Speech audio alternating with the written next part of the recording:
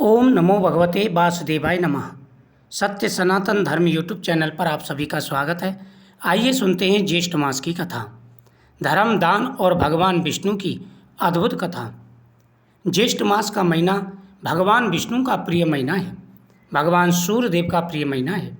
इस महीने में दान पुण्य का विशेष महत्व है और उतना ही महत्व है कथाओं की श्रवण का। पुराणों में ज्येष्ठ मास को अत्यंत ही पुण्यदायी और पवित्र माना गया है। इस मास में किए गए स्नान, दान, तप और जप का तथा भगवान विष्णु की पूजा का बड़ा महत्व है। ज्येष्ठ मास में जो प्रतिदिन कथाओं का श्रवण करते हैं, भगवान विष्णु की उन पर हमेशा कृपा बनी रहती है। बहुत समय पहले की बात है, आर्यवर्त में धर्मवीर नाम का एक राजा राज्य करता था। वह न्यायप्रिय, दयालु और प्रजा का हित चाहने वाला था। उसकी प्रजा सुखी थी। उसके राज्य में हर प्रकार का सुख था, और हो भी क्यों ना, क्योंकि जो राजा धर्मात्मा होता है उसके राज्य में कभी कोई कष्ट नहीं आता। किसी प्रकार के जीवन में आ रही समस्याएं दूर हो जाती हैं। किंतु राजा के मन में एक चिंता थी। वह सोचा करता था कि मनुष्य जीवन का वास्तविक उद्देश्य क्या है, और यह जो विचार है वो सभी के मन में नहीं आता। लेकिन असली सत्य यही है कि जब हम मनुष्य शरीर धारण करते हैं, जब हम जन्म लेते हैं, तो हमारा कोई ना कोई उद्देश्य होता है, और वो उद्देश्य होता है परोपकार, भक्ति, ज्ञान, उपकार। ये अनेक प्रकार के जो भगवान ने नियम बनाए हैं उनका पालन करना हमारा कर्तव्य होता है। कभी किसी की बुराई ना करें, किसी के प्रति ईर्ष्या भाव ना रखें, किसी के प्रति कोई द्वेष ना रखें। सभी में सम समान समदृष्टि रखनी चाहिए। हम सब भगवान के एक शक्ति पुंज के एक कण मात्र हैं। हम सभी एक उद्देश्य लेकर के आते हैं। एक यात्रा है। व्यक्ति जन्म लेता है और तीर्थ यात्रा करता है, यानी अपने गृहस्थ जीवन को बिताता है, और फिर अंतिम पड़ाव पर इस शरीर को भी छोड़ करके चला जाता है। हम पाप पुण्य किस लिए करते हैं? पाप किस लिए करते हैं? इस शरीर के सुख के लिए। तो शरीर का असली जो सुख है वो तो भक्ति में है, वो तो पुण्य में है, परोपकार में है, दूसरों की सहायता करने में, ना कि कृषि के प्रति ईर्ष्या करने में। इस बात का विशेष रूप से ध्यान रखना चाहिए। राजा के मन में यही विचार रहता था कि वास्तविक उद्देश्य क्या है, और ऐसा कौन सा उपाय है जिससे भगवान की कृपा प्राप्त हो सके। इसी विचार में वह अनेक संतों और ऋषियों के पास जाते, ज्ञान प्राप्त करते, कथाओं का श्रवण करते। एक दिन ज्येष्ठ मास का आरंभ हुआ। प्रचंड गर्मी पड़ रही थी। सूर्य देव की तपिश से धरती तप रही थी। उसी समय राज्य में एक महान तपस्वी महर्षि अंगिरा पधारे। राजा ने उनका आदर सत्कार किया और विनम्रता से पूछा, गुरुदेव, कृपा करके मुझे बताइए, ज्येष्ठ मास का क्या महत्व है, और इस मास में कौन से कार्य करने चाहिए जिससे भगवान विष्णु प्रसन्न हों।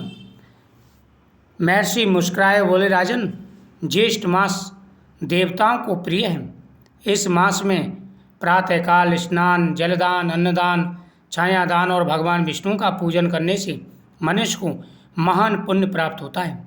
जो व्यक्ति प्यासे को जल पिलाता है उसे अश्वमेध यज्ञ के समान फल मिलता है। राजा ने यह सुनकर संकल्प लिया कि वह पूरे राज्य में दान पुण्य करेगा। अगले दिन से ही राजा ने राज्य के सभी मार्गों पर जल की व्यवस्था करा दी।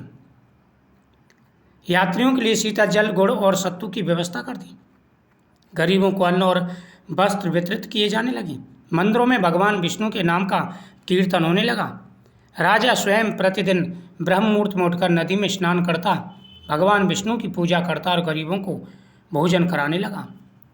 उसी राज्य में एक निर्धन ब्राह्मण भी रहता था जिसका नाम माधव था। वह अत्यंत गरीब था, परंतु भगवान विष्णु का अनन्य भक्त था। उसके पास दान करने के लिए धन नहीं था, फिर भी वह प्रतिदिन एक घड़ा शीतल जल भरकर मार्ग में रख देता ताकि राहगीरों की प्यास बुझ सके। और यह सबसे बड़ा भजन होता है। जहाँ पर राहगीर आते जाते हों, गर्मी के मौसम में अगर ऐसी जगह पर जल की व्यवस्था कर दी जाए तो स्वयं भगवान प्रसन्न होते हैं, धन देते हैं, सुख और समृद्धि आती है, और सभी मनोकामनाएं पूरी हो जाती हैं। जीवन में कभी कष्ट नहीं आता, सारी परेशानियां दूर हो जाती हैं। इसलिए राहगीरों के लिए जल की व्यवस्था अवश्य करनी चाहिए। राज्य में एक निर्धन ब्राह्मण रहता था जो कि जल की व्यवस्था किया करता था। एक दिन भीषण गर्मी में एक वृद्ध यात्री वहाँ आए।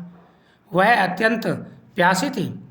माधव ने प्रेम पूर्वक उन्हें जल पिलाया। जल पीकर वृद्ध बहुत प्रसन्न हुए और बोले, हे वत्स, तुम्हारे पास धन नहीं है, फिर भी तुमने जो सेवा की है उससे भगवान तुम पर अवश्य प्रसन्न होंगे। यह कहकर के वह वृद्ध अदृश्य हो गई। वास्तव में वह कोई और नहीं, स्वयं भगवान विष्णु से जो कि परीक्षा लेने आए थे। जो भी भगवान विष्णु की पूजा करते हैं, भगवान उनकी परीक्षा जरूर लेते हैं। भगवान ने उन्हें आशीर्वाद दिया कि तुम्हारे सारे कष्ट दूर होंगे। हे वत्स, भगवान तुम्हारी इस भक्ति से प्रसन्न होंगे। यह कहकर के वह वृद्ध अदृश्य हो गई। वास्तव में वह भगवान विष्णु थे। उस रात माधव ने स्वप्न में भगवान विष्णु के दर्शन किए। भगवान ने कहा, हे भक्त, तुम्हारे निष्काम भाव से किए गए जलदान से हमें अत्यंत प्रसन्नता हुई। शीघ्र ही तुम्हारे सभी कष्ट दूर हो जाएंगे। कुछ दिनों बाद धर्मपाल को माधव की भक्ति का समाचार मिला। उसने उसे राज्यसभा में बुलाया और सम्मान पूर्वक बैठाया। राजा ने कहा, हे ब्राह्मण, मैंने सुना है कि तुम अत्यंत निर्धन होकर भी प्रतिदिन जलदान करते हो। बताओ, तुम्हें ऐसा करने की प्रेरणा कहाँ से मिली? माधव ने विनम्रता से उत्तर दिया, राजन, मेरे पास धन नहीं है, परंतु भगवान ने मुझे 2 हाथ और सेवा का अवसर दिया है। यदि मैं किसी प्यासे की प्यास बुझा दूँ तो यही मेरा सबसे बड़ा धर्म है। राजा उसकी बात सुनकर के भाव विभोर हो गए। उसने उसे धन, भूमि और गाय दी, किंतु माधव के मन में अभिमान नहीं आया। वह पहले की भांति भगवान की भक्ति और सेवा करता रहा। कुछ समय बाद राज्य में भयंकर सूखा पड़ा। नदियाँ सूखने लगीं, कुओं का जल कम हो गया। लोग चिंतित उठे। राजा ने अनेक उपाय किए, परंतु वर्षा नहीं हुई। तब महर्षि अंगिरा ने कहा, राजन, पूरे राज्य में भगवान विष्णु का नाम कीर्तन करवाऊं, ज्येष्ठ मास में जलदान तथा अन्नदान का आयोजन करूं, भगवान अवश्य प्रसन्न होंगे। राजा ने ऐसा ही किया। पूरे राज्य में भक्ति और सेवा का वातावरण बन गया। लोग अपनी सामर्थ्य के अनुसार दान करने लगे। माधव ने भी अपने घर के सामने एक बड़ा जलपात्र रख दिया और आने जाने वालों को जल पिलाने लगा। भगवान विष्णु भक्तों की भक्ति देखकर प्रसन्न हुए। कुछ दिनों में आकाश में बादल छाए और मूसलाधार वर्षा होने लगी। खेत हरे भरे हो गए और राज्य में फिर से सुख समृद्धि लौट आई। सच्चे मन से की गई भक्ति का अनंत गुना फल प्राप्त होता है और भगवान प्रसन्न होते हैं। जो सच्चे मन से भगवान की सेवा करते हैं, भगवान उनके जीवन में आ रहे सारे कष्टों को दूर कर देते हैं और उनकी हर मनोकामना पूरी होती है। तो आप भी सच्चे मन से बोलो, जय श्री कृष्ण, और प्रतिदिन कथाओं का श्रवण करें, हर मनोकामना पूरी होगी।